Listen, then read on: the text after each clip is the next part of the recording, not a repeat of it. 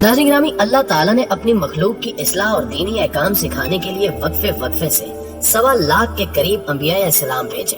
ताकि वो इन तक अल्लाह के अहकाम पहुंचा सके। मगर बाज कौमें ऐसी भी गुजरी जिन्होंने अपने नबी की तालीमात का मजाक उड़ाया, जिनमें सरे फहरिस्त यहूदी हैं, जिनका मौजूदा मस्कन इसराइल है।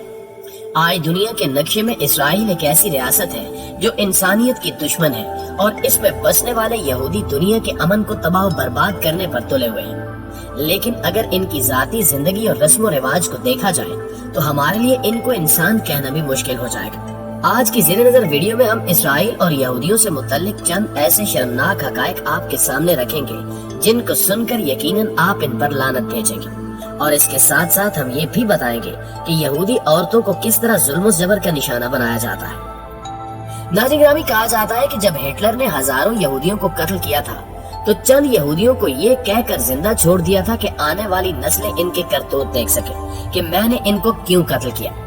लिहाजा आज आप देख लें कि दुनिया में जितनी भी साजिशें चल रही हैं वो सब यहूदियों का ही किया धरा है। यहाँ तक कि यहूदियों ने 1948 में एक आलमी साजिश के तहत फलस्तीन पर कब्जा करके इसराइल के नाम से एक अलग मुल्क कायम किया जहाँ इन्हीं की हुकूमत है।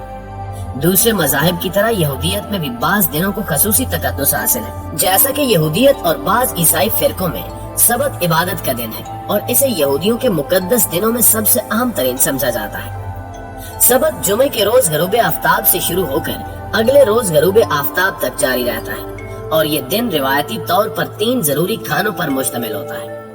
गैर ऑर्थोडॉक्स यहूदियों के लिए जुमे और हफ्ते के दरमियानी रात का खाना सबसे ज्यादा अहमियत का हामिल है और वो इसका खास एहतमाम करते हैं। इस खाने का आगाज चाला रोटी से होता है जो बरकत के तौर पर खाई जाती है, जबकि सबत को अमन और पाकीज़गी का दिन समझा जाता है। इस रोज रिवायती तौर पर अच्छे कपड़े पहनने को अहमियत दी जाती है और बाज लोग पाकीज़गी की अलामत के तौर पर सफेद कपड़े पहनते हैं और जुमे की रात को घर में मोमबत्तियों को रोशन किया जाता है और सुबह सवेरे इबादत गाहों का रुख किया जाता है जहां इस दिन की मुनासबत से खसूसी इबादत की जाती है।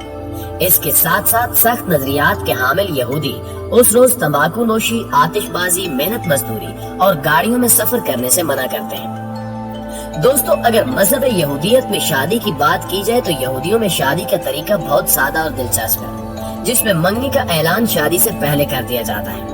इनके नजदीक शादी के दिन रोजा रखने को मुस्तहसन समझा जाता है, जबकि शादी की रस्म सफेर को मजलिस में अदा की जाती है, जिसमें कम से कम 10 बालगों की मौजूदगी जरूरी समझी जाती है। मजलिस की इमारत में एक रेशमी कपड़े का शामियाना तैयार किया जाता है जिसमें दूल्हा दुल्हन के हमरा आता है, जिसके बाद यहूदी रब्बी यानी यहूदी आलम एक गिलास में शराब लेता है और ज़ौजैन के हक में दुआ करता है और उस गिलास को दूल्हा दुल्हन को दे देता है। ये लोग शराब चखते हैं और बाज औकात दूल्हा और दुल्हन ये शराब पी जाते हैं, और अगर दूल्हा और दुल्हन की झूठी शराब बच जाए तो यहूदी अकीदे के मुताबिक ये झूठी शराब उनको पिलाई जाती है जो या तो शादी करने से डरते हैं या वो नामर्दी की वजह से शादी से दूर भागते हैं। इनके अकीदे के मुताबिक अगर दूल्हा और दुल्हन की झूठी शराब किसी नामर्द को पिला दी जाए तो वो जल्द उस नामर्दी से छुटकारा पा जाता है। फिर दूल्हा दुल्हन की उंगली में अंगूठी पहनाते हुए इब्रानी जुबान में कहता है कि देखो, तुम इस उंगली के जरिए सैयदना मूसा अलैहिस्सलाम और इसराइल की रसूम के मुताबिक मेरे साथ मंसूब हो चुकी हो।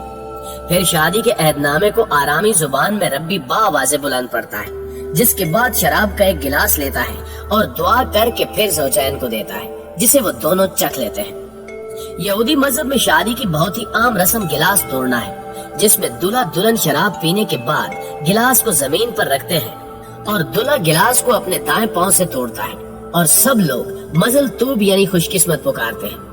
इस गिलास तोड़ने की वजह ये बयान की जाती है कि यहूदी तारीख पर इन पर जो जुल्म ज्यादतियां हुई हैं, इनकी याद में ये गिलास तोड़ा जाता है ताकि शादी के इस पुरमुसर्रत मौके पर भी उस जुल्म ज्यादती को याद रखा जाए। जबकि बाज यहूदियों के नजदीक इस गिलास तोड़ने का मकसद ये है कि गिलास के टुकड़े ये बताते हैं कि ये दूल्हा दुल्हन कब तक शादी के बंधन में रहेंगे, यानी इनकी शादी कब तक कायम रहेगी।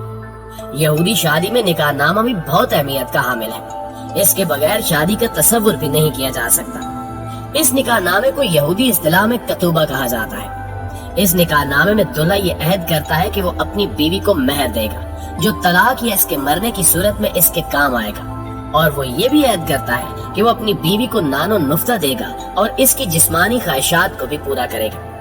یہ نکاح نامہ حاضرین کے سامنے اونچی آواز سے پڑھا جاتا ہے تاکہ لوگ اس نکاح نامے کی عبارت کو سن سکیں اور اس پر گواہ بن سکیں۔ یہودی اسے بہت قیمتی اور مبارک خیال کرتے ہیں، اس لیے اسے بہت خوبصورت انداز میں فریم کروا کر گھر میں لگا دیا جاتا ہے۔ باقی الہامی مذاہب کی طرح یہودیت میں بھی عورت کے مہر کا تصور ملتا ہے، لیکن یہودی قانون میں مہر کو عورت کا معاشی حق نہیں سمجھا جاتا، اس لیے اسے اتنی اہمیت بھی نہیں دی جاتی۔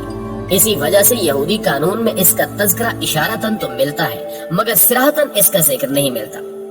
بائبل میں بھی اس مہر کا ذکر اشارتاً موجود ہے، جس کا ترجمہ کچھ یوں ہے کہ اگر کوئی مرد کسی کنواری کو جس کی نسبت نہ ہوئی ہو پھسلا کر اس سے مباشرت کرے تو وہ ضرور ہی اسے مہر دے کر اس سے بیاہ کرے،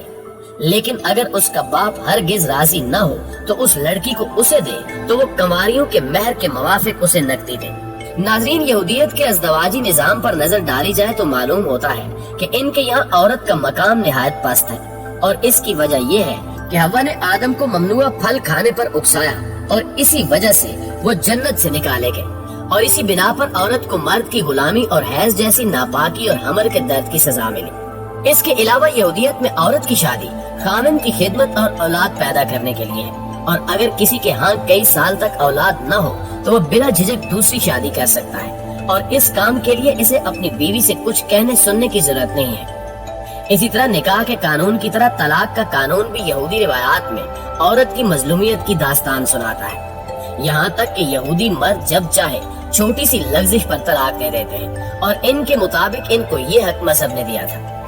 یہودی شریعت میں جب ایک عورت کی شادی ہو گئی تو پھر وہ دوبارہ شادی نہیں کر سکتی، یا اگر کسی یہودی عورت کو اس کے شوہر نے طلاق دے دی تو وہ پھر بھی دوبارہ شادی نہیں کر سکتی، اور نہ ہی کسی مرد کو اس سے شادی کرنے کی اجازت ہے۔ اگر کسی عورت کا شوہر مر جائے تو اس کے لیے یہودی قانون میں ہی حکم و رواج تھا کہ وہ اپنے شوہر کے بھائی سے شادی کرے، اور اس شادی سے ہونے والا پہلا بچہ بھی اس کا نہیں بلکہ اس کے مرحوم بھائی کا شمار ہوتا تھا۔